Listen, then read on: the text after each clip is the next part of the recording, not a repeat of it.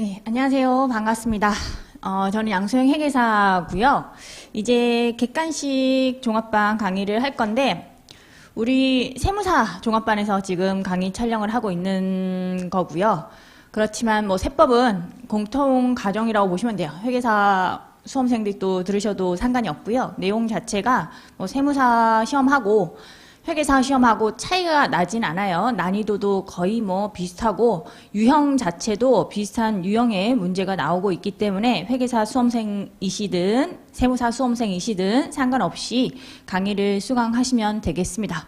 우리 1차 시험 문제 어떤 게 나오는지 좀 살펴보고 OT를 한 다음에 시작을 하도록 할 거예요. 회계사 시험 같은 경우에는 얘는 법소부, 법인세가 좀 많이 출제가 되고 있습니다. 총 40문제 중에 법인세가 14문제. 그래서 법인세가 좀 많죠?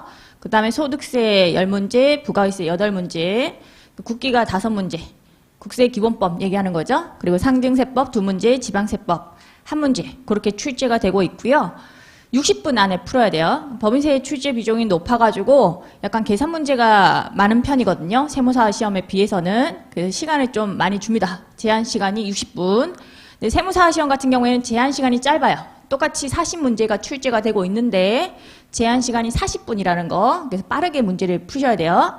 법인세 10문제, 소득세 10문제, 부가가치세 8문제 이렇게 나오고 있고 기타 세법 비중이 제법 높아요. 이게 다 말문제로 나오거든요. 시간적으로는 어떻게 보면은 말문제가 많이 있다 보니까 제한 시간이 좀 짧은 거라고 이해하시면 될 것 같아요. 국세기본법 5문제, 국세징수법 3문제, 국제조세 조정에 관한 법률 2문제, 조세범 처벌법 2문제 그렇게 출제가 되고 있어요. 제한 시간 일단 차이가 좀 나고요. 계산문제 비중 같은 경우에도 회계사 시험이 조금 높아요. 거의 말문제, 계산문제가 세무사 시험 같은 경우에는 50% 해서 반반이라고 보시면 되겠고 회계사 시험은 약간 계산문제 비중이 50%보다 조금 더 높다라고 생각하시면 될 것 같아요. 그 제한 시간이 이렇게 차이가 있고 그리고 범위에서 또 한 가지 차이점이 회계사 시험에는 조특법, 조세특례 제한법이 시험 범위거든요. 얘가. 그래서 법인세를 뭐 깎아주겠다. 소득세, 부가가치세 깎아주겠다. 뭐 이런 게 조세특례라고 보시면 돼요. 여러 가지 깎아주는 거, 이런 특례도 들어가 있고 또 여러 가지 제한도 들어가 있는 것이 조세특례 제한법이고요. 뭐 가장 대표적인 것이 법인세법 같은 경우에는 최저한세. 그게 조세특례 제한법 규정이고 소득세 관련해서는 신용카드 사용 금액에 대한 소득공제, 그게 또 조세특례 제한법 규정이거든요. 제가 곳곳에 법인세, 소득세, 부가세 가가지고 요거는 조세특례 제한법 규정입니다 라고 알려드릴 테니까요. 회계사 공부하시는 분들은 그거까지 챙겨가셔야 되겠고 세무사 공부하시는 분들은 조특법이 시험 범위가 아니에요. 그래서 굳이 하실 필요가 없다. 범위가 좀 짧아지는 거죠. 그렇게 많지는 않죠. 조특법이 시험 범위가 아니다 보니까 1차 시험 범위가 아니라는 뜻이에요. 그래서 조금 나은 편이죠. 그렇지만 뭐 세무사 시험 같은 경우에도 2차 시험에서는 조세특례 제한법이 시험 범위가 맞거든요. 그러니까 뭐 어차피 공부하시는 게 좋긴 합니다. 2차 시험에는 또 나오니까. 그리고 객세 교재 같은 경우에는 우리 이번에 어떤 교재로 진행하냐면 1차 요약서 요게 있고요. 세법 1차 요약서 요게 이론서예요. 요거랑요. 요걸로 이론 정리를 하고 문제풀이를 또 해야 되잖아요. 문제풀이 할 때 세법 말문제 OX라는 교재가 있고요. 말문제하고 얘는 모의고사가 담겨져 있습니다. 모의고사에는 계산 문제도 있어요. 모의고사 법소부 같은 경우에 진도별 모의고사라고 해가지고 25문제씩 4회 모의고사 총 100문제 그게 진도별로 담겨져 있고 또 회계사 실전 모의고사 40문제 세무사 실전 모의고사 40문제 해가지고 모의고사 문제가 180문제 정도 됩니다. 이렇게 담겨있는 교재 하고요. 계산 문제 같은 경우에 또 따로 냈어요. 세법 계산 문제 300이라고 해서 요거는 대충 300문제 정도 들어가 있습니다. 사실 300문제보다는 좀 많아요. 330문제 가량 들어가 있긴 하거든요. 그래서 계산 문제 대략적으로 300문제보다는 좀 많이 들어가 있는 문제집이라고 보시면 돼요. 그래서 요 3개 교재로 객관식 강의를 할 거고요.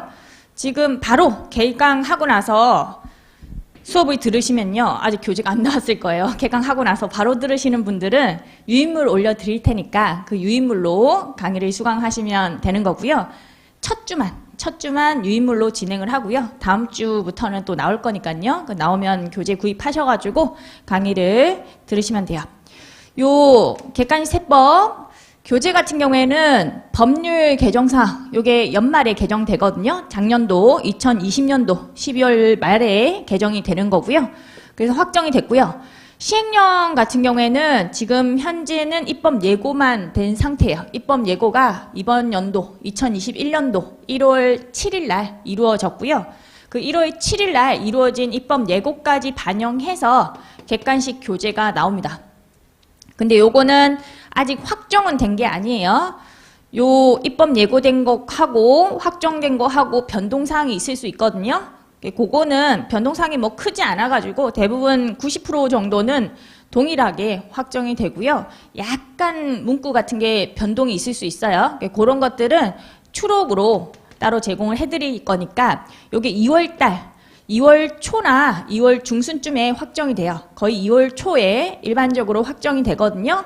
그러면 요거 확정되자마자 추록 올려드릴 테니까 추록을 반드시 확인해 주셔야 돼요. 변동되는 내용이 있을 수 있어가지고 추록을 반드시 확인하고 시험장에 들어가셔야 된다는 거 그거 주의를 좀 해주시고요.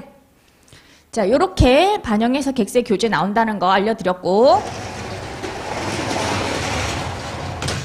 이제 수업 진행 순서, 강의 순서 좀 알려드리면 말 문제를 먼저 좀 다룰 거예요. 우리 강의는 법소부를 할 거거든요. 왜냐면 기타 세법은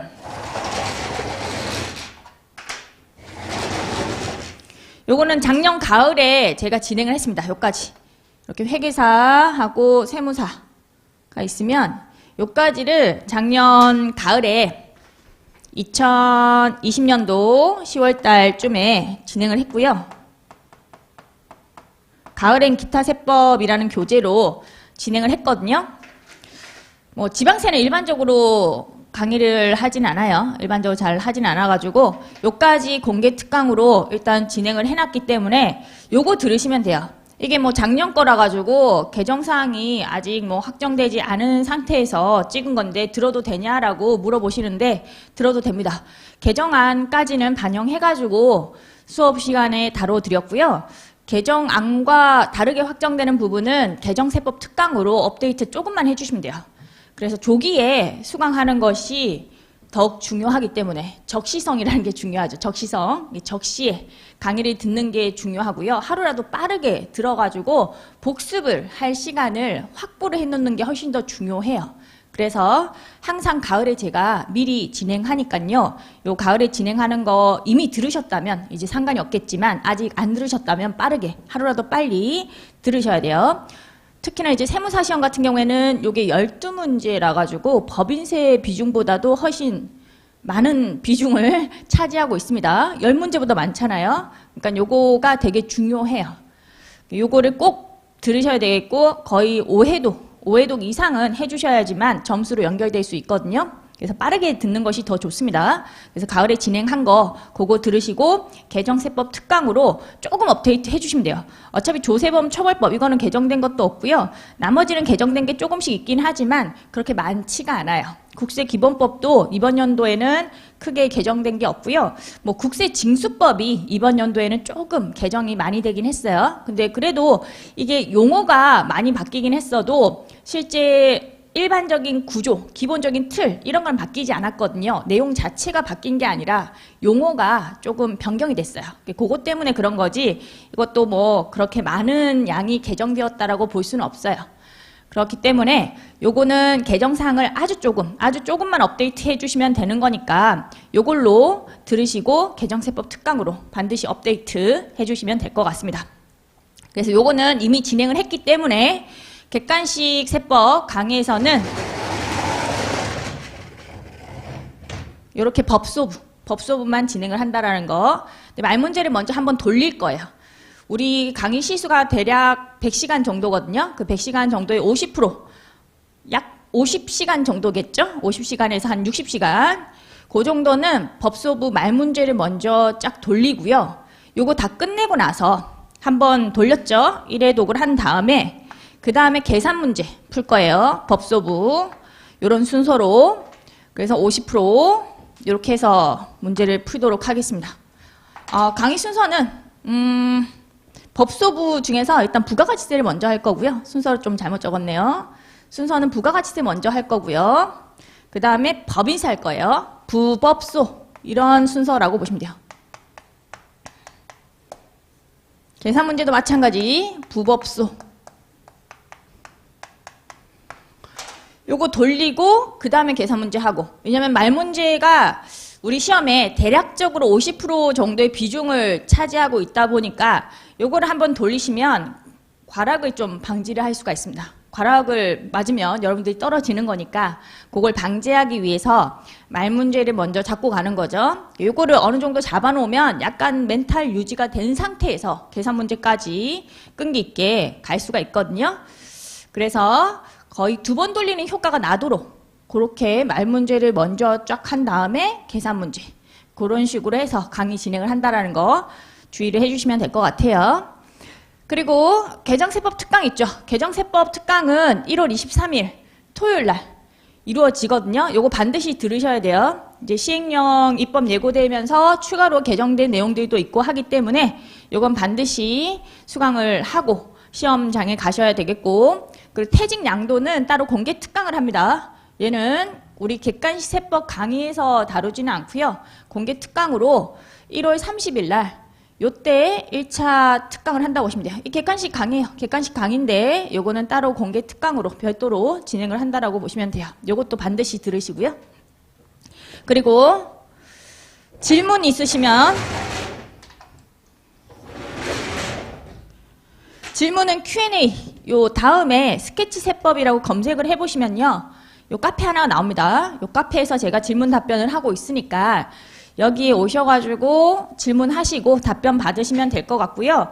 1월 달은 개정 작업을 통해서 책이 많이 나오다 보니까 제가 약간은 Q&A가 늦을 수도 있어요. 약간 조금 늦을 수 있어요. 그거는 좀 양해 부탁드리고요. 책이 나와야 되다 보니까 1차 책이든 2차 책이든 특강 교재든 그런 게 나오다 보니 조금 시간이 걸려요. 그래서 Q&A가 약간은 미뤄지더라도 시험 직전 2주 전에는 제가 엄청나게 빠르게 답변을 드리거든요. 그때는 제가 인텐시브 Q&A 위크라고 해가지고 시험 직전 2주 동안은 거의 뭐 하루에 답변을 다 끝내드리는 방향으로 하니까 지금 조금 늦더라도 양해 좀 부탁드리고 시험 직전에는 잘 챙겨서 그렇게 답변 빠르게 드릴 수 있도록 할게요. 그리고 모의고사는 2번 치를 건데 요거는 막판에 할 거예요. 왜냐면 전범이기 때문에 한번 돌려야 돼요. 우리가 다 끝내고 나서 객세 강의 끝내고 거의 종강할 때쯤에 2주 정도 시간을 가지고 요 모의고사 2회를 칠 수 있게 해드릴게요. 지금 뭐 대면 강의가 되면은 오프라인 오셔가지고 모의고사 치시면 될 것 같고, 대면 강의가 안 되면 요거 온라인으로 올려드릴 테니까 그거 다운로드 받으셔가지고 치시면 돼요. 백지 쓰기라고 해서 요거는 복습용으로 여러분들한테 추천드리는 복습 방법이에요. 이렇게 뭐 책을 읽기만 하면 머릿속에 다 들어오느냐? 안 들어오죠. 세법 같은 경우에는 시발성이 엄청나게 강하다고 말을 많이 하잖아요.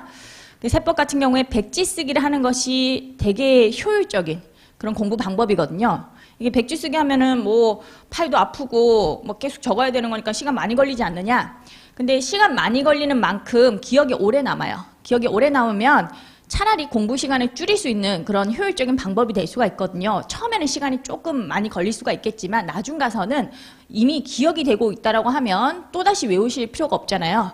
그래서 백지 쓰기를 자주 하시는 게 좋아요. 백지 쓰기라고 하면 어떤 거냐면 책을 한번 읽고 그 다음에 중요한 거 있죠. 내가 암기해야 되는 것들. 그런 거는 되게 집중해서 읽은 다음에 책을 덮는 게 키포인트예요. 책을 덮고 내가 기억해야 될 것을 책을 안 보고 써보는 거예요. 그런 게 백지 쓰기예요. 백지에다가 써보는 건데 책을 안 보고 써보는 거. 근데 만약에 이게 너무 부담스럽고 책을 안 보고 쓰는 것은 힘들 것 같다라고 하면요. 그냥 필사를 하세요. 필사 뭔지 아시죠? 필사는 복사해서 쓰는 거예요. 복사해서 쓰기. 그냥 책을 내가 복사해서 써본다라고 생각하시면 돼요. 이건 책 보고 쓰기예요. 백지 쓰기가 좋긴 하지만 이게 내가 아무래도 부담스러워서 못할 것 같다라고 하면요. 이거라도 하세요. 이거를 하고 나서 이렇게 다시 백지 쓰기 해보시면 어느 정도 쓰일 거니까 기억이 날 거니까 요걸 하고 요거 하고 그리고 정 쓸 게 없으면 목차라도 쓰세요. 목차 쓰는 것도 구조를 잘 잡을 수 있는 방법이라 가지고 목차를 쓰면서 요 세법의 구조 그거를 익히는 것도 되게 좋은 공부 방법이에요. 백지 쓰기, 필사, 목차 쓰기 이런 걸 통해서 복습을 좀 해주시면 될 것 같고요. 그리고 저는 강의를 2군데서 하고 있거든요. 메인 강의는 스마트 경영 아카데미에서 합니다. 기본 강의든 뭐 객관식 강의든 심화 강의, 동차 강의 이런 거 전부 다 스마트 경영 아카데미에서 하고 있고요. 몇 가지 특강들 있죠. 뭐 이번에도 뭐 시험 전엔 기타세법 특강이라고 해가지고 시험 전에 하는 기타세법 요약 특강이 있거든요. 문제풀이 강의인데 그거는 우리 경영 아카데미에서 하도록 잡아놨어요. 그리고 세무사 5개년 기출 특강이라고 해서 그것도 이쪽에서 하고요. 회계사 5개년 기출 특강도 이쪽에서 이미 진행을 했어요. 그런 특강 들으시려면 이쪽 사이트 가보시면 그런 강의도 있으니까 이용하시면 좋을 것 같습니다. 그래서 요거 참고로 알려드렸고요. 우리 객관식 같은 경우에는 이제 시험 임박해서 하는 강의니까 저도 꼼꼼하게 그렇게 알려드릴 거지만 여러분들이 또 복습을 되게 꼼꼼하게 철저히 해주셔야 돼요. 시험 임박한 시점에서 이제 정신 차리고 공부를 해야 되는 시점이거든요. 너무 막 여유를 가지고 그렇게 공부를 해야 되는 시점은 아니에요. 지금은 바짝 정신을 차리고 열심히 해야 되는 그런 시점이니까요. 수업 잘 따라와 주시고 백지 쓰기, 목차 쓰기, 필사 이런 거 하시면서 복습도 잘 해주시면 좋을 것 같습니다. 자, OT는 이 정도로 하고요.